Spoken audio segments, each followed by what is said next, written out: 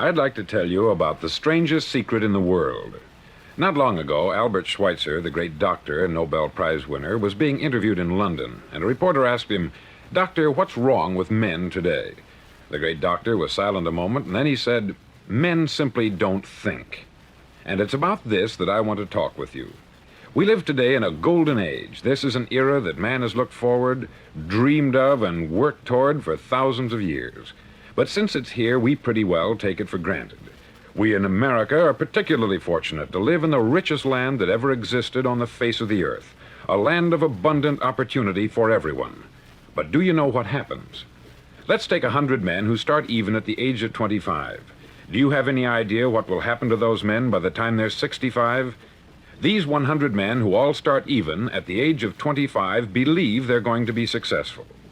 If you asked any one of these men if he wanted to be a success, he'd tell you that he did.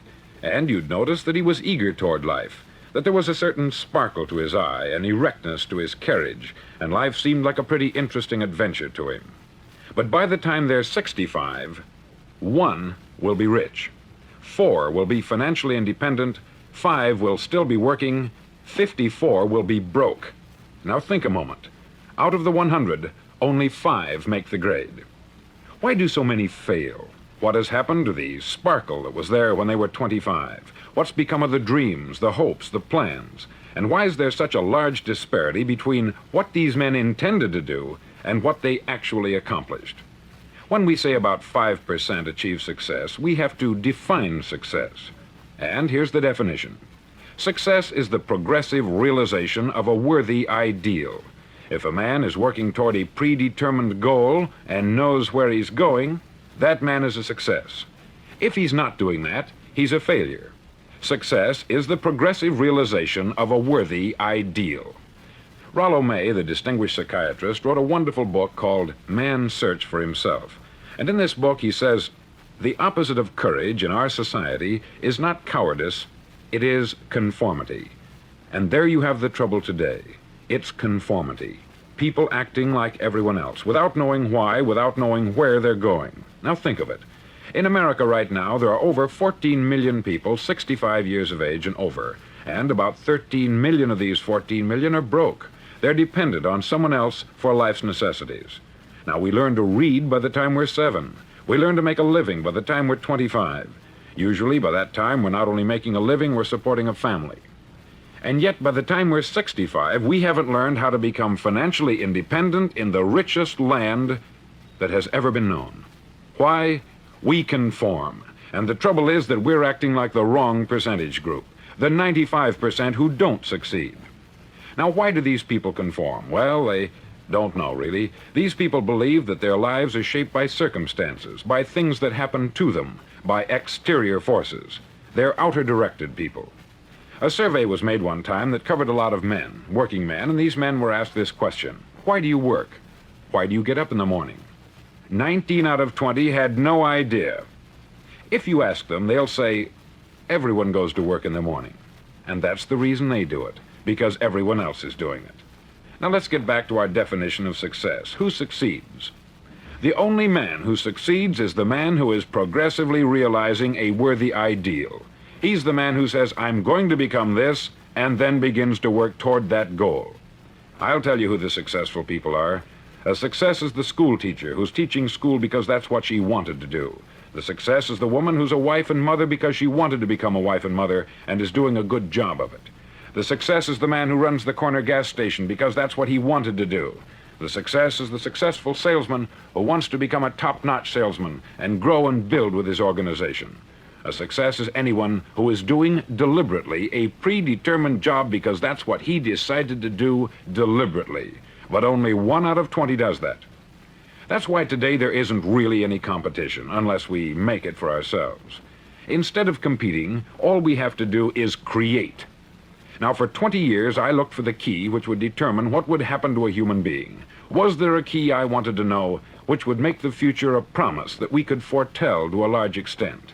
Was there a key that would guarantee a person's becoming successful if he only knew about it and knew how to use it? Well, there is such a key, and I've found it. Have you ever wondered why so many men work so hard and honestly without ever achieving anything in particular, and others don't seem to work hard and yet seem to get everything? They have the magic touch. You've heard them say that about someone. Everything he touches turns to gold. And have you ever noticed that a man who becomes successful tends to continue to become successful? And on the other hand, have you noticed how a man who is a failure tends to continue to fail? It's because of goals. Some of us have them, some don't. People with goals succeed because they know where they're going. Now think of a ship leaving a harbor, and think of it with the complete voyage mapped out and planned. The captain and crew know exactly where it's going and how long it will take. It has a definite goal. 9,999 times out of 10,000, it will get to where it started out to get. Now let's take another ship, just like the first, only let's not put a crew on it, or a captain at the helm. Let's give it no aiming point, no goal, no destination. We just start the engines and let it go. I think you'll agree with me that if it gets out of the harbor at all, it will either sink or wind up on some deserted beach a derelict. It can't go any place because it has no destination and no guidance. It's the same with a human being. Take the salesman, for example. There is no other person in the world today with the future of a good salesman. Selling is the world's highest paid profession, if we're good at it and if we know where we're going. Every company needs top-notch salesmen, and they reward those men. The sky is the limit for them. But how many can you find? Someone once said, the human race is fixed, not to prevent the strong from winning, but to prevent the weak from losing. The American economy today can be likened to a convoy in time of war. The entire economy is slowed down to protect its weakest link, just as the convoy had to go at the speed that would permit its slowest vessel to remain in formation. That's why it's so easy to make a living today. It takes no particular brains or talent to make a living and support a family today. So we have a plateau of so-called security, if that's what a person's looking for. But we do have to decide how high above this plateau we want to aim for. Now let's get back to the strangest secret in the world, the story that I wanted to tell you today. Why do men with goals succeed in life and men without them fail? Well, let me tell you something which, if you really understand it, will alter your life immediately. If you understand completely what I'm going to tell you from this moment on, your life will never be the same again. You'll suddenly find that good luck just seems to be attracted to you. The things you want just seem to fall in line. And from now on, you won't have the problems, the worries, the gnawing lump of anxiety that perhaps you've experienced before. Doubt, fear, well, they'll be things of the past. Here's the key to success, and the key to failure. We become what we think about. Now let me say that again. We become what we think about. Throughout all history, the great wise men and teachers, philosophers and prophets have disagreed with one another on many different things. It is only on this one point that they are in complete and unanimous agreement. Listen to what Marcus Aurelius, the great Roman emperor, said. He said, "A man's life is what his thoughts make of it." Disraeli said this, "Everything comes if a man will only wait. I have brought myself by long meditation to the conviction that a human being with a settled purpose must accomplish it, and that nothing can resist a will that will stake even existence for its fulfillment." Ralph Waldo Emerson said this, "A man is what he thinks about all day long." William James said, "The greatest discovery of my generation is that human beings can alter their lives by altering their attitudes of mind." And he also said, "We need only in cold blood act as if the thing in question were real, and it will become infallibly real by growing into such a connection with our life that it will become real. It will become so knit with habit and emotion that our interest in it will be those which characterize belief." He also said this, "If you only care enough for a result, you will almost certainly attain it. If you wish to be rich, you will be rich. If you wish to be learned, you will be learned. If you wish to be good, you will be good. Only you must then really wish these things, and wish them exclusively, and not wish at the same time 100 other incompatible things just as strongly." In the Bible you read, in Mark 9:23, "If thou canst believe, all things are possible to him that believeth." Dr. Norman Vincent Peale said this, "This is one of the greatest laws in the universe. Fervently do I wish I had discovered it as a very young man. It dawned upon me much later in life, and I've found it to be one of the greatest, if not my greatest discovery, outside of my relationship to God. And the great law, briefly and simply stated, is that if you think in negative terms, you'll get negative results. If you think in positive terms, you will achieve positive results. That is the simple fact, which is at the basis of an astonishing law of prosperity and success. In 3 words, believe and succeed. William Shakespeare put it this way: our doubts are traitors, and make us lose the good we oft might win by fearing to attempt. George Bernard Shaw said, people are always blaming their circumstances for what they are. I don't believe in circumstances. The people who get on in this world are the people who get up and look for the circumstances they want, and if they can't find them, make them. Well, it's pretty apparent, isn't it? And every person who discovered this for a while believed that he was the first one to work it out. We become what we think about. Now, it stands to reason that a person who's thinking about a concrete and worthwhile goal is going to reach it, because that's what he's thinking about. And we become what we think about. Conversely, the man who has no goal, who doesn't know where he's going, and whose thoughts must therefore be thoughts of confusion and anxiety and fear and worry, becomes what he thinks about. His life becomes one of frustration, fear, anxiety, and worry. And if he thinks about nothing, he becomes nothing. Now, how does it work? Why do we become what we think about? Well, I'll tell you how it works as far as we know. Now, to do this, I want to tell you about a situation that parallels the human mind. Suppose a farmer has some land, and it's good, fertile land. Now, the land gives the farmer a choice. He may plant in that land whatever he chooses. The land doesn't care. It's up to the farmer to make the decision. Now, remember, we're comparing the human mind with the land, because the mind, like the land, doesn't care what you plant in it. It will return what you plant, but it doesn't care what you plant. Now, let's say that the farmer has 2 seeds in his hand. One is a seed of corn, the other is nightshade, a deadly poison. He digs 2 little holes in the earth and he plants both seeds, one corn, the other nightshade. He covers up the holes, waters, and takes care of the land, and what will happen? Invariably, the land will return what is planted. As it's written in the Bible, as ye sow, so shall ye reap. Remember, the land doesn't care. It will return poison in just as wonderful abundance as it will corn. So up come the 2 plants, one corn, one poison. Now, the human mind is far more fertile, far more incredible and mysterious than the land, but it works the same way. It doesn't care what we plant. Success, failure. A concrete, worthwhile goal, or confusion, misunderstanding, fear, anxiety, and so on. But what we plant, it will return to us. You see, the human mind is the last great unexplored continent on the earth. It contains riches beyond our wildest dreams. It will return anything we want to plant. Now, you might say, well, if that's true, why don't people use their minds more? Well, I think they've figured out an answer to that, too. Our mind comes as standard equipment at birth. It's free, and things that are given to us for nothing, we place little value on. Things that we pay money for, we value. The paradox is that exactly the reverse is true. Everything that's really worthwhile in life came to us free. Our mind, our soul, our body, our hopes, our dreams, our ambitions, our intelligence, our love of family and children and friends. All these priceless possessions are free, but the things that cost us money are actually very cheap and can be replaced at any time.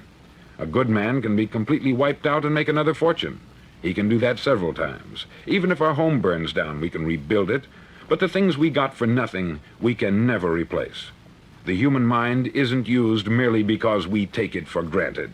Familiarity breeds contempt. It can do any kind of job we assign to it, but generally speaking, we use it for little jobs instead of big, important ones. Universities have proved that most of us are operating on about 10% of our abilities. Decide now, what is it you want? Plant your goal in your mind. It's the most important decision you'll ever make in your entire life. Do you want to be an outstanding salesman, a better worker at your particular job? Do you want to go places in your company, in your community? All you've got to do is plant that seed in your mind. Care for it. Work steadily toward your goal, and it will become a reality. It not only will, there's no way that it cannot. You see, that is a law, like the laws of Sir Isaac Newton, the laws of gravity. If you get on top of a building and jump off, you'll always go down. You'll never go up. And it's the same with all the other laws of nature. They always work. They're inflexible. Think about your goal in a relaxed, positive way. Picture yourself in your mind's eye as having already achieved this goal. See yourself doing the things you will be doing when you've reached your goal. Ours has been called the phenobarbital age, the age of ulcers and nervous breakdowns. At a time when medical research has raised us to a new plateau of good health and longevity, far too many of us worry ourselves into an early grave trying to cope with things in our own little personal ways, without learning a few great laws that will take care of everything for us. These things we bring on ourselves through our habitual way of thinking. Every one of us is the sum total of his own thoughts. He is where he is because that is exactly where he really wants to be, whether he'll admit that or not. Each of us must live off the fruit of his thoughts in the future, because what you think today and tomorrow, next month and next year, will mold your life and determine your future. You're guided by your mind. I remember one time I was driving through Arizona and I saw one of those giant earth-moving machines roaring along the road at about 35 miles an hour with what looked like 20 tons of dirt in it, a tremendous, incredible machine, and there was a little man perched way up on top with the wheel in his hands guiding it. And as I drove along, I was struck by the similarity of that machine to the human mind. Just suppose you're sitting at the controls of such a vast source of energy. Are you going to sit back and fold your arms and let it run itself into a ditch? Or are you going to keep both hands firmly on the wheel and control and direct this power to a specific, worthwhile purpose? It's up to you. You're in the driver's seat. You see, the very law that gives us success is a two-edged sword. We must control our thinking. The same rule that can lead a man to a life of success, wealth, happiness, and all the things he's ever dreamed of for himself and his family, that very same law can lead him into the gutter. It's all in how he uses it, for good or for bad. This is the strangest secret in the world. Now, why do I say it's strange, and why do I call it a secret? Actually, it isn't a secret at all. It was first promulgated by some of the earliest wise men, and it appears again and again throughout the Bible. But very few people have learned it, understand it. That's why it's strange, and why, for some equally strange reason, it virtually remains a secret. I believe that you could go out and walk down the main street of your town and ask one man after another what the secret of success is, and you probably wouldn't run into one man in a month who could tell you. Now, this information is enormously valuable to us if we really understand it and apply it. It's valuable to us not only for our own lives, but the lives of those around us, our family, employees, associates, and friends. Life should be an exciting adventure. It should never be a bore. A man should live fully, be alive. He should be glad to get out of bed in the morning. He should be doing a job he likes to do because he does it well. One time I heard Grove Patterson make a speech, the editor-in-chief of the Toledo Daily Blade, and as he concluded his speech, he said something that I've never forgotten. He said something like this: "My years in the newspaper business have convinced me of several things. Among them, that people are basically good, and that we came from someplace, and we're going someplace. So we should make our time here an exciting adventure. The architect of the universe didn't build a stairway leading nowhere. And the greatest teacher of all, the carpenter from the plains of Galilee, gave us the secret time and time again. As ye believe, so shall it be done unto you."